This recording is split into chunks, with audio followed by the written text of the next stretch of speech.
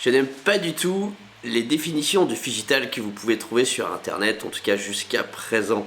Pourquoi je ne les aime pas? Parce que elles ne vous permettent pas de comprendre clairement les règles du jeu du Figital Commerce, les règles du jeu que vous avez absolument besoin de maîtriser parfaitement si vous voulez rentrer et réussir dans cette discipline. Alors, je vous ai préparé une définition que moi j'utilise, que j'ai mis plus de 10 ans à consolider et qui m'a donné beaucoup de fil à retordre. Alors voilà, je vous la partage. Ce qu'on trouve de manière assez régulière et la plus fréquente, c'est que le mot figital est associé à cette contraction du mot physique et digital. Malheureusement, tout est physique. Nous sommes dans un monde où la plupart des choses, enfin absolument tout est physique. On peut pas nier que je sois chez moi à mon domicile avec mon smartphone ou que je sois en magasin, je reste dans le monde physique. Et tout est digital aussi. Donc cette définition, même si elle plaît à énormément de monde, elle reste quand même un tout petit peu confusante. On a quand même le mot physique qui est prédominant, qu'on retrouve dans la racine du mot en tout premier, et en fait qui va induire qu'on évolue quand même dans le monde physique, ce qu'on pourrait apparenter, ce que je vais appeler le monde des lieux qui accueillent du public. En gros, c'est tout ce qui va être en dehors du domicile. Ça reste malgré tout un mot qui est très confusant, très confus, qui a été à la mode, qui a beaucoup plu, et donc qui a souvent été utilisé en lieu et place du mot omnicanal. Il est souvent confondu aussi avec du e-commerce qu'on peut faire dans la rue, en mobilité, etc. Il y a une vraie confusion autour de ça. La preuve, il suffit de regarder quelques articles sur Google. J'en prends un au hasard. Celui-ci, par exemple, si on remplace, il suffit d'en remplacer le mot figital par le mot omnicanal dans la phrase, et vous allez voir ce que ça donne. Convergence entre commerce digital et physique à la rencontre du figital. Regardez, je vais remplacer par le mot omnicanal. Convergence entre commerce digital et physique à la rencontre de l'omnicanal. Ça fonctionne, ça marche tout aussi bien. En plus de ça, on voit un téléphone mobile, sûrement le téléphone d'un client, d'un consommateur final et non d'un vendeur. Et donc se pose aussi la question, quelle est la frontière au final? C'est quoi la différence? S'il doit y avoir un monde omnicanal et un monde figital et un monde de commerce en ligne, y a-t-il un intérêt d'utiliser plusieurs termes? Est-ce que ce sont au final les mêmes mondes avec 3 mots différents à la mode? Ou est-ce que j'ai bien plusieurs mondes avec des règles totalement différentes? C'est ce qu'on va voir juste après, puisque c'est vraiment le cas. Regardez encore ici, je vais directement le remplacer. L'omnicanal, c'est l'avenir du retail, à la condition d'apporter de la valeur ajoutée. Vous voyez, c'est très confusant avec encore une fois un téléphone mobile dans la main d'un client. Alors, il y a dans le monde du figital énormément d'idées reçues, énormément de préjugés, et notamment d'idées intuitives qui paraissent bonnes, mais qui dans la réalité se révèlent tout autre. Regardez par exemple, mettre un site web en magasin, on l'a vu de nombreuses fois ces 10 dernières années, ça paraît être une excellente idée sur le papier, en tout cas de prime abord. La preuve, regardez ici, nous sommes chez Spartoo, qui a ouvert un magasin à Lyon-Part-Dieu.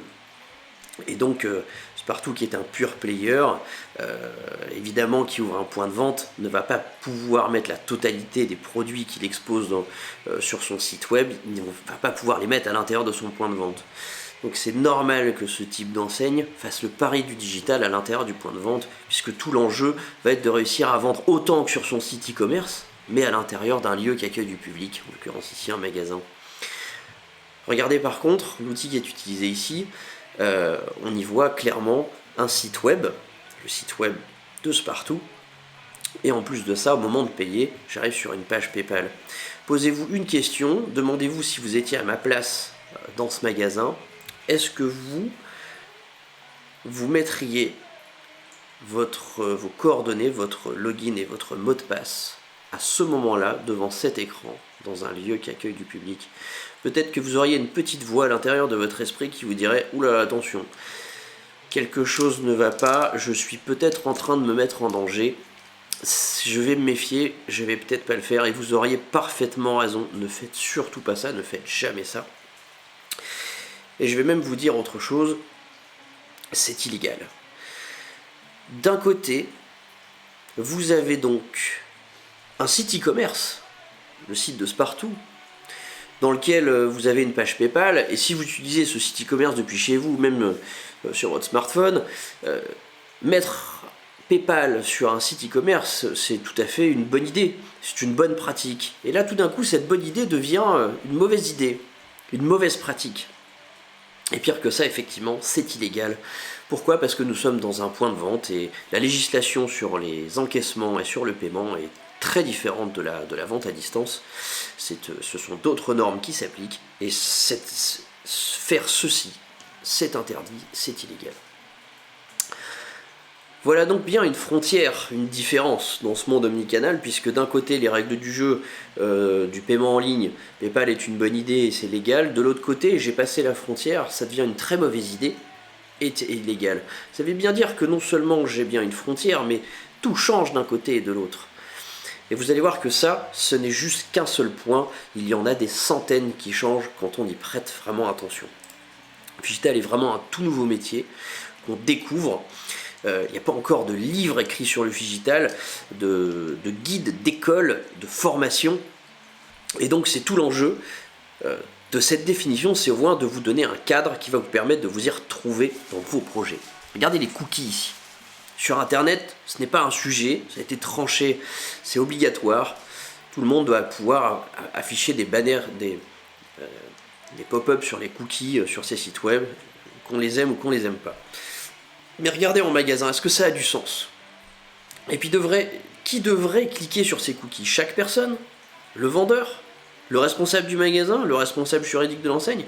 Un cookie, c'est une balise qui sert à se souvenir que vous êtes passé sur un site. C'est-à-dire qu'on va écrire quelque chose sur la machine va enregistrer ça pour se souvenir que vous êtes passé sur le site web, puis vous allez faire autre chose, vous allez sur d'autres sites web, vous allez potentiellement éteindre votre machine, la rallumer le lendemain, vous allez retourner sur le site et grâce à cette balise, le site se souviendra que c'est vous qui êtes passé la veille. Ce qu'on appelle un cookie. Mais en magasin, nous sommes dans le cas d'une borne qui est en libre accès et qui est en libre service, qui peut être utilisée par n'importe qui. Le monde du cookie n'a plus de sens. Non seulement n'a plus d'utilité, mais n'a plus de sens. Ce monde-là n'existe pas dans le digital. Encore une fois, on vient de voir qu'il y a bien une frontière avec d'un côté quelque chose qui paraît être une évidence pour tout le monde, ça a été tranché, c'est légal, et de l'autre côté, ça n'a plus aucun sens, ni même aucune utilité. Regardez encore ce site, nous sommes chez Oxybile Éveillé Jeux, qui a ouvert un magasin il y a très longtemps. C'est une photo que j'ai prise presque il y a 10 ans. Et on y voit le site web de l'enseigne sur cette borne. Et regardez bien en bas à droite de l'écran, qu'est-ce qu'on y voit? Une fenêtre de chat. Pourquoi j'ai pris cette photo? Parce que ce chat n'est pas un chatbot, c'est un chat qui est fait par des vrais humains. Moi j'aime plutôt bien effectivement les chats en ligne quand ils sont réalisés par des vrais humains. Personnellement je n'aime pas du tout discuter avec un chatbot, je trouve ça insupportable, mais ça c'est ce qui me concerne. Surtout quand on vend des produits, quand on discute avec une marque où il y a des produits affectifs.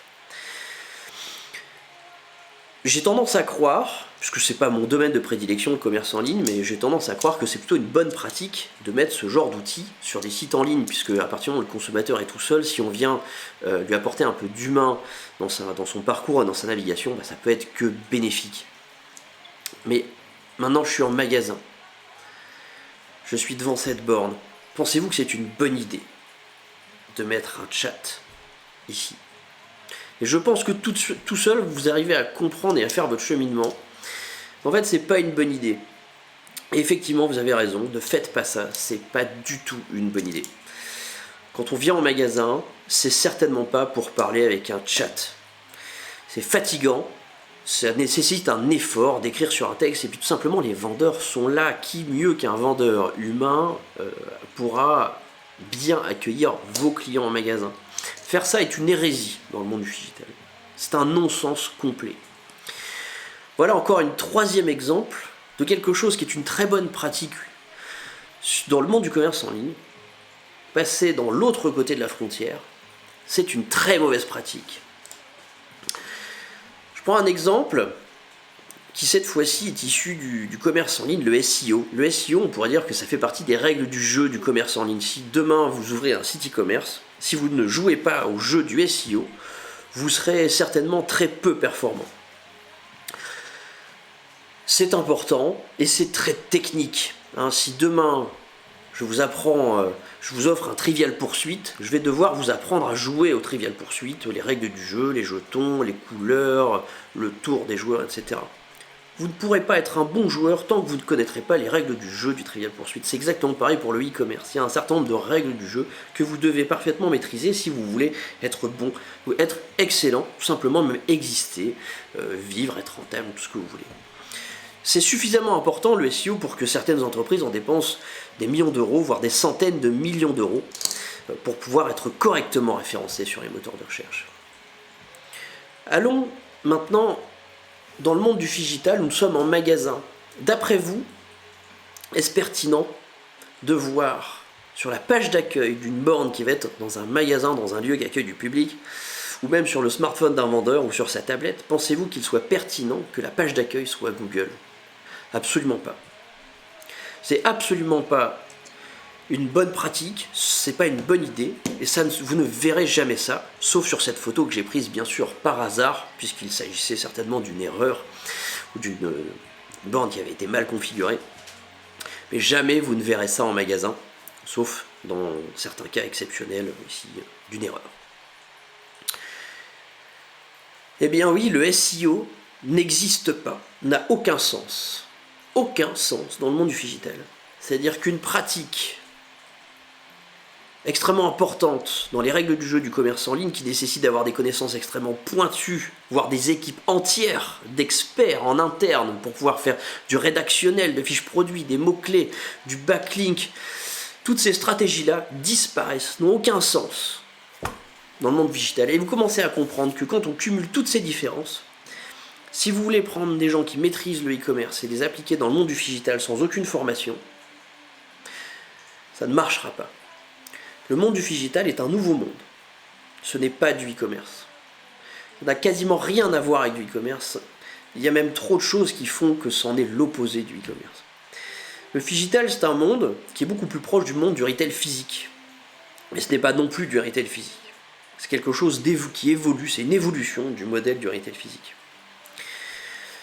Maintenant que vous commencez à comprendre, on a quand même un sujet qui revient très régulièrement et qui pose question. Moi personnellement, ça m'a posé question pendant quasiment 7 ou 8 ans, mais le mobile. J'ai eu des discussions enflammées avec certains même de mes associés en interne. Si on utilise son mobile en magasin, est-ce que c'est du digital ? Est-ce que c'en est pas ? C'est important de pouvoir rendre les choses de manière très claire. Et au final, elles le sont. Elles le sont parfaitement. Regardez. Regardez en haut à droite, la vision à peu près que vous avez maintenant à ce moment de la vidéo. C'est-à-dire qu'il y a un monde, le monde noir, on pourrait l'appeler le monde du commerce en ligne, avec ses règles du jeu. Il y a un monde blanc, on va l'appeler le digital, qui a d'autres règles du jeu qui sont totalement différentes, opposées, conjugables, nouvelles. Et puis il y a ces deux points, on va dire que c'est le mobile, on ne sait pas trop où le placer. La question qu'on pourrait se poser, c'est si on prend en compte la mobilité, qu'est-ce qui varie dans la mobilité, l'espace où on se trouve, la géographie, le lieu, puisque je me déplace, c'est peut-être donc ça qui fait que je passe d'un monde à l'autre. Est-ce que quand je passe le pas de la porte de chez moi, je quitte les règles du jeu du commerce en ligne et je rentre dans les règles du jeu du commerce digital ? Est-ce que c'est quand je passe la porte d'un magasin ? Est-ce que c'est quand je suis à 10 mètres d'un magasin ?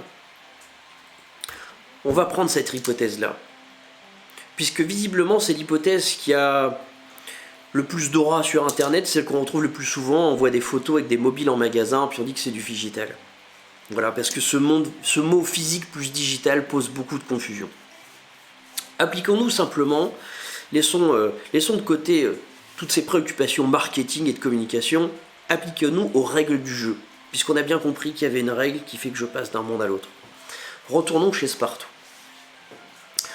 Vous êtes devant cette borne, vous aviez trouvé une paire d'après-ski à 1500 €, vous étiez en train de passer à l'acte d'achat, le petit bonhomme dans votre tête vous a dit « danger, ne fais pas ça ». À ce moment-là, du coup, vous sortez votre téléphone de votre poche, vous êtes devant cette borne, dans le magasin, devant la borne. Vous sortez le téléphone de votre poche, vous remettez les après-ski dans votre panier, et là, vous apprêtez à passer commande. Vous êtes devant la page PayPal. Est-ce que ce petit bonhomme qui est dans votre tête vous dit toujours la même chose? Est-ce qu'il vous dit « Ouh, je suis en danger ». Eh bien, la plupart des personnes à qui je pose la question me répondent évidemment non. À partir du moment où je suis sur mon téléphone, que je fasse un achat chez moi dans mon canapé, dans mon lit, dans ma voiture, au bureau, dans la rue ou n'importe où ailleurs, ce sont les mêmes règles qui s'appliquent. Je ne serai pas plus en danger chez moi que dans la rue ou dans un magasin. Ça veut dire quoi? Ça veut dire que nous ne sommes pas dans un sujet géographique. Le figital n'est pas un sujet de géographie. Ça n'a rien à voir avec l'espace. Ce n'est pas parce que j'ai passé une frontière, ce n'est pas parce que j'ai passé un obstacle, que je suis passé de A à B, que j'ai changé les règles du jeu et que ces règles du jeu changent pour vous aussi, qui doit... C'est au final l'importance de comprendre ces règles du jeu, c'est que si vous êtes commerçant, vous devez parfaitement les maîtriser pour exceller dans le commerce. Avançons un petit peu. Regardez ici un site web qui a décidé d'ouvrir des corners. Et donc nous avions un site web sur un iPad. Et pour pouvoir payer, les gens devaient saisir la totalité de leur numéro de carte bleue sur ce site web. Il se trouve que ce jour-là, j'étais avec un appareil photo, avec un téléobjectif. J'ai pas mis la bonne photo, évidemment, pour des raisons de confidentialité, mais il se trouve que là, pour le coup, j'ai pris la photo où je voyais la totalité des numéros de la carte bleue, y compris le CCV, la date d'expiration, etc. Vous commencez à comprendre que tout ce qui existe en ligne, toutes les règles du jeu que vous avez apprises dans le commerce en ligne, ne peuvent pas s'appliquer. Quasiment aucune ne peuvent s'appliquer dans le monde du digital commerce, qui évolue dans des nouvelles règles. Voilà, ici j'étais tout simplement à l'étage, et j'ai pris la photo un étage au-dessus. Si c'est pas un sujet géographique, quel est le sujet qui qualifie qu'on est passé d'une frontière à l'autre? Qu'est-ce qui fait que vous allez pouvoir comprendre facilement et sans aucune difficulté, sans ambiguïté, que dans ce cas précis, j'applique les règles du jeu du digital commerce, et dans ce cas précis, j'applique les règles du jeu du digital commerce. Allons chez AliExpress, qui a ouvert un point de vente à Paris. Pour l'occasion, j'emprunte une photo, ou même plusieurs, de Jean-Marc Ménien, que je vous invite à suivre. Je n'avais à l'époque pas pu me rendre dans ce magasin. Merci Jean-Marc, si tu m'écoutes et si tu regardes cette vidéo. AliExpress, c'est un pure player qui a évidemment des centaines de millions de références. Il faudrait plusieurs pâtés de maison, voire arrondissements de Paris pour pouvoir ouvrir un magasin qui accueillerait la totalité des produits AliExpress. Quand on est une telle entreprise, le phygital est une évidence. Mais comment faire du phygital, comment faire du retail quand on est un acteur du digital? Certainement pas en faisant du retail classique, tel que vous avez pu le connaître jusqu'à présent. C'est ce sujet-là qui est la plus grosse ambition et je pense la plus grosse révolution des 10, 15, 20, 30 années à venir. Ça va être la révolution du retail par le digital, parce que l'espace, le point de vente va se transformer radicalement. Mais laissons tout ça de côté et revenons-en à notre histoire de frontières. Allons un petit peu chez AliExpress. Vous avez un mode d'emploi à l'entrée qui vous précise qu'il vous faut déjà un téléphone, vous scannez un code barre, installer une application, prendre des photos. Et puis là sur la gauche, vous voyez quelques images du magasin. C'est un magasin qui est sur 2 étages. Et donc voilà ce qui se passe quand on prend les escaliers. Je descends, et là, voilà, pas de connexion. Alors qu'est-ce qu'on leur dit à nos clients à ce moment-là? Rentrez chez vous, il n'y a rien à voir, on n'a rien à vendre, on n'a rien à vous vendre. Nos clients sont les clients qui ont un téléphone qui est chargé, qui capte. C'est ça les clients d'AliExpress? Est-ce que c'est ça les bons clients du commerce? Est-ce que quand on définit une stratégie commerciale, on dit mes clients sont ceux qui ont un téléphone qui est chargé, qui capte? Donc ça exclut les étrangers qui n'ont pas de data, qui n'ont pas de batterie, ceux qui ont oublié leur téléphone, ceux qui ont cassé leur téléphone, ceux qui ont un Nokia 3210, ceux qui n'ont plus de batterie tout simplement, ou ceux qui descendent des escaliers. Je ne pense pas que le commerce soit d'accord avec ce genre de principe-là. Évidemment, quand on a des produits à vendre, on les vend à tout le monde, et on ne va pas commencer à imposer des contraintes à ses utilisateurs. Ça veut dire que le téléphone du client, c'est donc ce qu'on pourrait appeler un nice to have, c'est la cerise sur le gâteau. C'est-à-dire que si le client a un téléphone, c'est bien, il faut l'exploiter, il faut pouvoir lui rendre service. Et il y a plein de patterns, de bons cas d'utilisation du téléphone en magasin. Il y a aussi plein de très mauvais patterns d'utilisation du téléphone en magasin, il ne faut pas se tromper de combat. Voilà donc la définition du phygital, et la définition de cette frontière, nous y voilà. On pourrait dire que le phygital en fait est un sous-ensemble du monde omnicanal. Vous avez d'un côté le commerce en ligne, avec ses propres règles du jeu. Et vous avez de l'autre côté le phygital commerce avec ses propres règles du jeu. Qu'est-ce qui fait qu'on passe d'un côté ou de l'autre? Tout simplement, d'un côté, le commerce en ligne, ça va être le monde de tout ce que maîtrise le client, tout ce que maîtrise l'acheteur, tout ce que maîtrise celui qui achète. C'est lui qui va acheter, et il va acheter avec ses outils à lui. Avec son téléphone, avec son ordinateur, sa propriété. Il est chez lui, il est en parfaite maîtrise, en parfait contrôle. Je suis avec mon téléphone en magasin, c'est moi qui maîtrise. C'est moi qui mène la danse. Le monde du phygital, c'est le monde du vendeur. C'est le monde du vendeur qui va utiliser des outils digitaux pour vendre ses produits dans des lieux qui accueillent du public. Et ces lieux-là peuvent être bien sûr des magasins, mais ça peut être aussi une salle de sport, une salle d'escalade, ça peut être un aéroport, une gare, un restaurant, une discothèque. Et donc c'est ça le monde du phygital. C'est le monde que maîtrise le vendeur.